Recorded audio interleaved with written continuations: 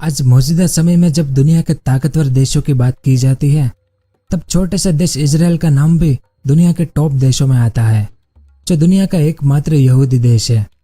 पूरी दुनिया में यहूदी धर्म के ज्यादातर लोग मात्र इजराइल में ही रहते हैं, लेकिन इजराइल की भूमि दुनिया की सबसे विवादित भूमि है।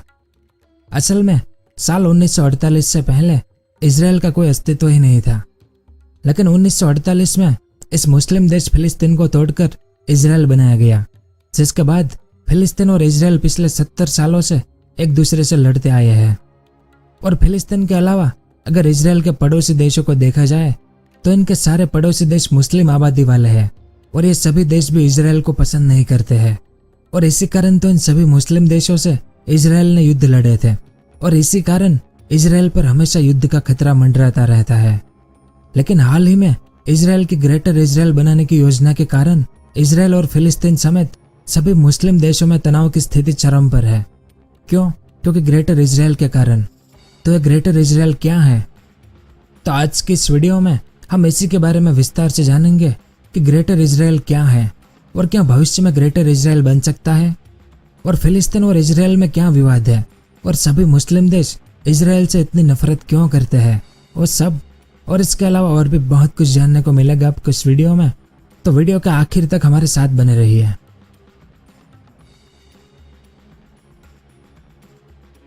तो ग्रेटर इजराइल क्या है, इसको जानने से पहले इजराइल की भौगोलिक स्थिति और उसके इतिहास के बारे में जानना जरूरी है।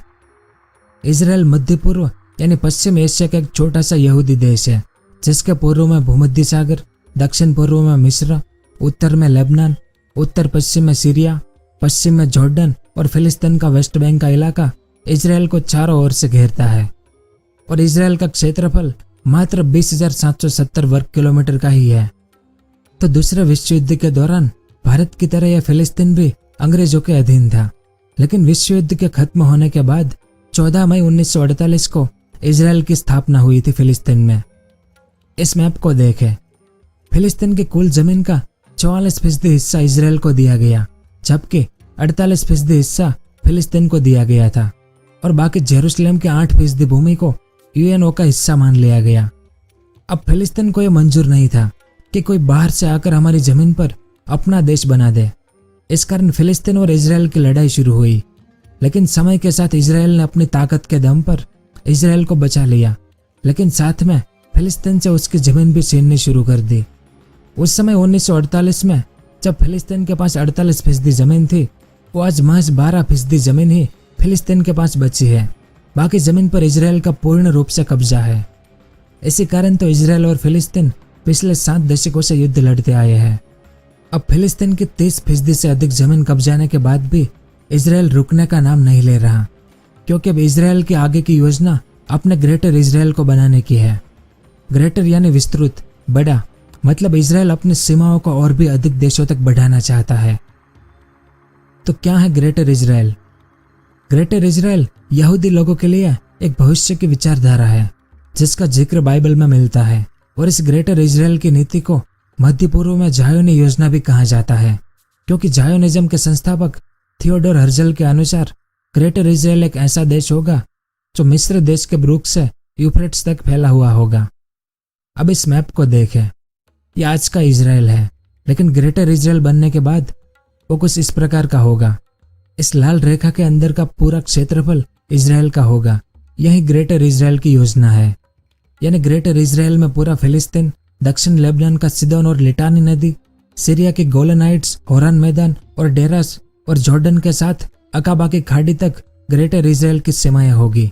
यानी 6 से अधिक देशों का बहुत बड़ा हिस्सा इजराइल का अधीन होगा अगर ग्रेटर इजराइल बनता है तो। लेकिन कई जायोनीवादी लोग इसको भी ग्रेटर इजराइल नहीं मानते। उनके अनुसार ग्रेटर इजराइल में पश्चिम में नील नदी से लेकर पूर्व में यूफ्रेट्स तक की भूमि आती है, जिसमें फिलिस्तीन, लेबनान, पश्चिमी सीरिया और टर्की का भी कुछ हिस्सा आता है। दूसरी ओर कई जानकारों के अनुसार वर्तमान में ऐसा ग्रेटर इजराइल बनाना संभव नहीं है, क्योंकि यूएनओ और इजराइल के अनेक मित्र देश भी इस योजना में इजराइल की सहायता नहीं कर पाएंगे। अब मौजूदा समय में इजराइल इतना ताकतवर जरूर हो गया है कि वह अपने पड़ोसी मुल्कों को हराकर उनके क्षेत्र पर आसानी से कब्जा कर सकता है और अपने ग्रेटर इजराइल बनाने के सपने को पूरा कर सकता है। फिर भी वैश्विक हालातों को देखते हुए इजराइल ने एक नया ग्रेटर इजराइल बनाने की योजना बनाई है। तो क्या है नई ग्रेटर इजराइल योजना? नई ग्रेटर इजराइल योजना के अंतर्गत इजराइल में जो भी फिलिस्तीनी क्षेत्र बचा हुआ है उस पूरे क्षेत्र पर इजराइल कब्जा करना चाहता है। इस मैप में आप ये बचा हुआ फिलिस्तीन का क्षेत्र देख सकते हैं, ये वाला। तो इस क्षेत्र को इजराइल अपनी सीमा में मिलाना चाहता है, क्योंकि इजराइल के अनुसार फिलिस्तीन नामक कोई भी देश अस्तित्व में नहीं होना चाहिए। बस यही इजराइल की नई ग्रेटर इजराइल योजना है। अब कुछ इतिहासकार और विदेशी संबंधों के जानकार भी यह मानते हैं कि इजराइल धीरे धीरे ग्रेटर इजराइल की योजना को पूरा कर रहा है।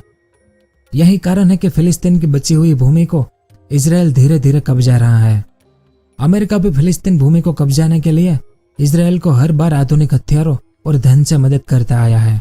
और रिपोर्ट के अनुसार इजराइल साल 2025 तक पूरे फिलिस्तीनी क्षेत्र को इजरायली क्षेत्र में मिलाने की योजना पर पूरे तरीके से काम कर रहा है। इस कारण तो इजराइल द्वारा जब भी फिलिस्तीन क्षेत्र पर कुछ किया जाता है तो सभी मुस्लिम देश इजराइल पर अपनी प्रतिक्रिया देना और उनका विरोध करना शुरू कर देते हैं। सभी मुस्लिम देश इजराइल से नफरत भी करते हैं। इस कारण ये सभी देश इजराइल के विरुद्ध खड़े होने वाले सभी आतंकी संगठनों को भी धन मुहैया करवाता है। और सभी मुस्लिम देश ग्रेटर इजराइल की नीति को बिल्कुल भी सही नहीं मानते हैं।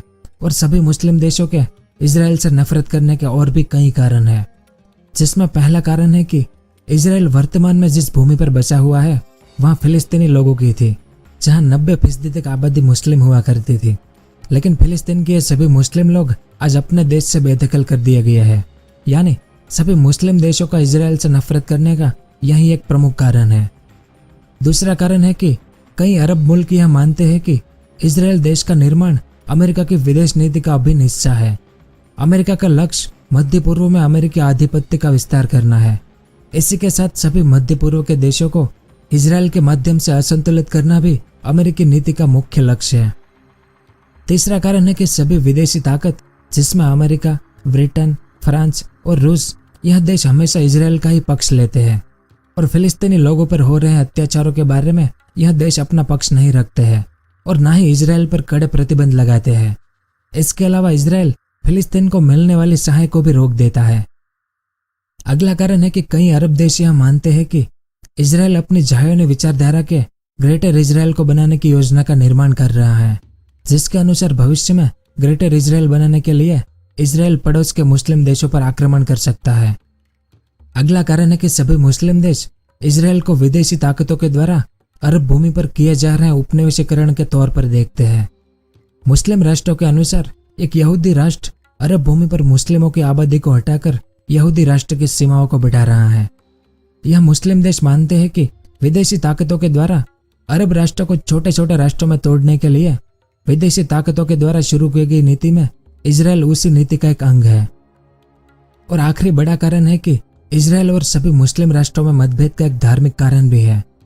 यरूशलेम इजराइल और मुस्लिम लोगों के लिए बहुत ही पवित्र स्थल है, लेकिन यह स्थल वर्तमान में इजराइल के कब्जे में है, जिस कारण सभी मुस्लिम देश इजराइल को नापसंद करते हैं।